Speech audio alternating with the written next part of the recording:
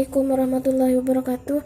Di sini saya akan menjelaskan tentang telaah pemikiran Al-Ghazali.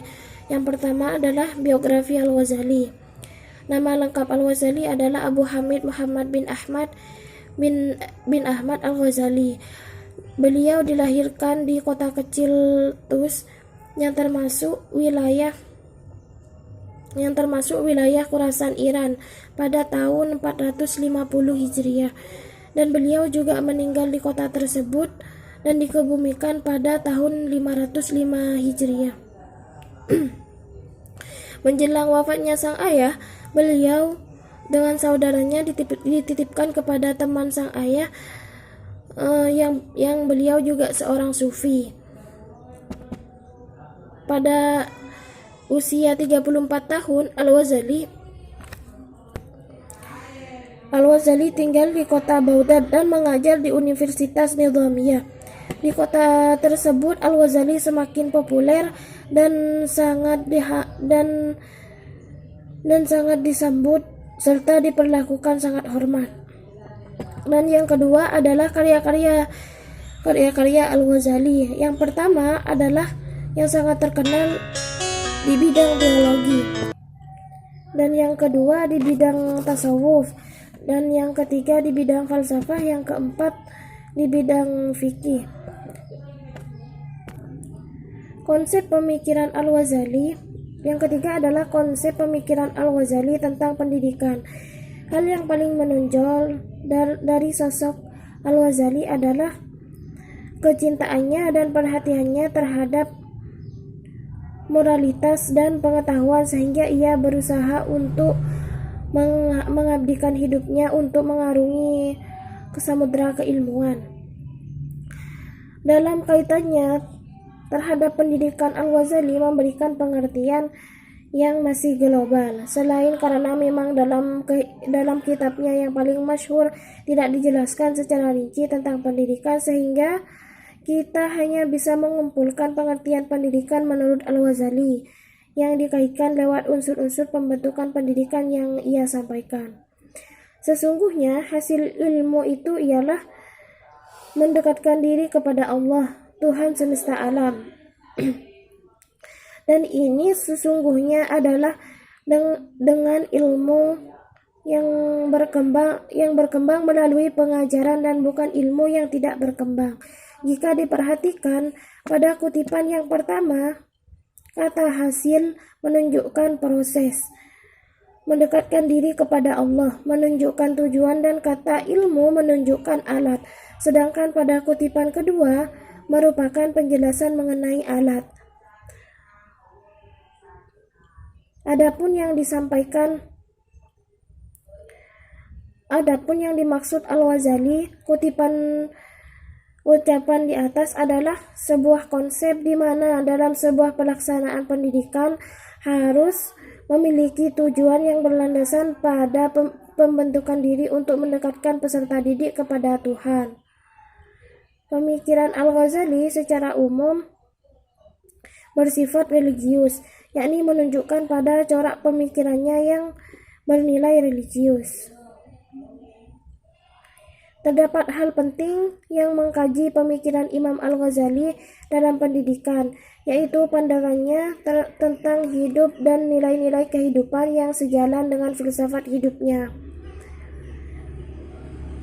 Menurut Imam Al-Ghazali, biarpun bagaimanapun bapak memelihara anaknya dari azab dan kesengsaraan dunia, tentunya lebih banyak dan patut memeliharanya dari api neraka. Caranya tentu dengan mendidik, mengasuhnya, dan mengajarkannya budi pekerti yang mulia. Mungkin hanya itu yang dapat saya sampaikan.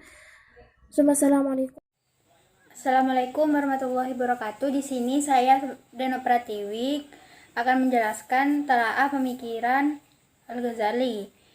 Saya terlebih dahulu akan menjelaskan riwayat hidup Al-Ghazali dan karya-karyanya. Nama lengkap dari Al-Ghazali ialah Abu Hamid Muhammad ibnu Ahmad Al-Ghazali Al-Tusi. Penulisan nama Al-Ghazali atau Al-Ghazali sebagai namanya menjadi kontroversi, tetapi kelahirannya dipastikan pada 450 Hijriah di Ghazaleh, suatu desa dekat Tus di daerah Khurasan, Persia.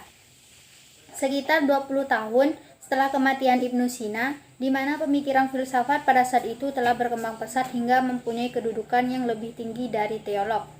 Ia memiliki saudara bernama Ahmad yang terkenal sebagai sufi. Ketika ia memusatkan perhatiannya pada ilmu fikih dengan salah satu gurunya yang bernama Al-Razaqani di Sus. Sedangkan karya-karyanya di sini ada Ihya Ulumuddin, Al-Adab fi Ad-Din, Al-Arba'in fi Ushul Ad-Din, Asos Al-Qiyas, dan lain-lain. Masih banyak ya, ada di resume yang sudah saya ketik. Ada juga kritik Al-Ghazali terhadap filosof. Al-Ghazali membagi para filosof ke dalam 3 kelompok, yaitu yang pertama filosof materialis. Mereka adalah ateis yang menyangkal adanya Allah. Kedua, filosof naturalis atau deistis. Mereka melaksanakan sebagai riset terhadap alam semesta, hewan, dan tumbuhan. Ketiga, filosof teis, al-ilahiyun. Mereka ini adalah filosof Yunani seperti Sokrates, Plato, dan Aristoteles. Baik, mungkin hanya itu yang dapat saya sampaikan. Selebihnya silahkan diperluas di forum diskusi. Mohon maaf jika ada kekurangan. Terima kasih. Wassalamualaikum warahmatullahi wabarakatuh. Assalamualaikum warahmatullahi wabarakatuh. Saya Fathur Rahman. Kali ini saya akan menjelaskan tentang telaah pemikiran Al-Ghazali. Yang pertama, biografi Al-Ghazali. Biografi Al-Ghazali. Nama lengkapnya adalah Abu Hamid Ibnu Muhammad Ibnu Ahmad Al-Ghazali, lebih dikenal dengan Al-Ghazali. Dia lahir di kota kecil yang terletak di dekat Tus, Provinsi Khurasan, Republik Islam Irak pada tahun 450 Hijriah atau 1058 Masehi. Pada mulanya Al-Ghazali mengenal tasawuf adalah ketika sebelum ayahnya meninggal. Namun dalam hal ini ada 2 versi. Yang pertama, ayahnya sempat menitipkan Al-Ghazali kepada saudaranya yang bernama Ahmad. Ia adalah seorang sufi dengan bertujuan untuk mendidik dan membimbingnya dengan baik. Yang kedua, sejak kecil Al-Ghazali dikenal sebagai anak yang sangat menuntut ilmu. Sejak masa kanak-kanak ia telah belajar dengan sejumlah guru di kota kelahirannya. Berikutnya pendidikan Al-Ghazali. Al-Ghazali mendapat gelar kehormatan Hujatul Islam atas pembelaannya yang mengagumkan terhadap agama Islam, terutama terhadap kaum Baitiyah dan kaum filosof. Sosok Al-Ghazali mempunyai keistimewaan yang luar biasa. Dia seorang ulama, pendidik, ahli fikir dalam ilmunya dan pengarang produktif. Karya-karya tulis Imam Al-Ghazali. Yang pertama, Maqasid al-Falisifah, yaitu tujuan-tujuan para filosof. Karangan pertama yang berisi masalah-masalah filsafat. Yang kedua, Tafifut al-Faldifah, yang berisi kekacauan pikiran para filsuf. Yang ketiga, Mi'yar al-Ilm, yang berisi tentang kriteria ilmu-ilmu. Yang keempat, Mihak al-Nazar fil Mantik, berisi tentang logika Aristoteles. Yang terakhir, dalam bidang ilmu filsafat, Al-Qistos al-Mustaqim, yang berisi tentang upaya mengurangi aturan logika dari Al-Quran dan untuk menolak paham Islamiyah. Selanjutnya, pemikiran filsafat Imam Al-Ghazali. Al-Ghazali adalah sosok yang sangat unik dalam dunia pemikiran. Banyak dari karyanya menjadi objek penelitian menarik minat kalangan pecinta ilmu dan akademisi dari kalangan umat Islam, mulai dari kalangan umat Islam sampai dari kalangan non-Islam atau orientalis. Dalam mengkaji pemikiran Al-Ghazali, sedikitnya sebagai menjadi 3 kelompok. Yang pertama, kelompok yang kagum dan fanatik sehingga pro terhadap pemikiran Al-Ghazali.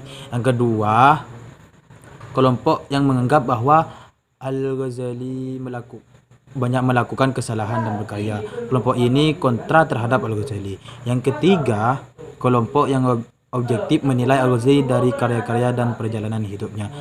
Jadi yang pertama itu yang pro, yang kedua yang kontra, yang bertentangan, yang ketiga yaitu yang objektif menilai yang objek. Al-Ghazali banyak mengikuti dan membentangi aliran Asy'ariyah. Dia mencoba menjelaskan ataupun menselaraskan akal dengan nakli, akal dengan pikiran. Ia berpendapat bahwa akal harus dipergunakan sebagai penopang karena ia bisa mengetahui dirinya sendiri dan bisa mempersepsi benda lain. Argumentasi yang telah dibangun Al-Asy'ari mengenai konsep ketuhanan ataupun konsep ilahiyah lebih mendekati argumentasi yang bersifat filosofis daripada argumentasi agamis. Oleh karena itu, Al-Ghazali kemudian mencoba kepada jalan yang lain yang dianggapnya lebih agamis, yaitu pemikirannya melewati ataupun menempuh jalan tasawuf. Jadi pemikiran Al-Ghazali itu meliputi ilmu-ilmu tasawuf. Begitu dari saya. Assalamualaikum warahmatullahi wabarakatuh.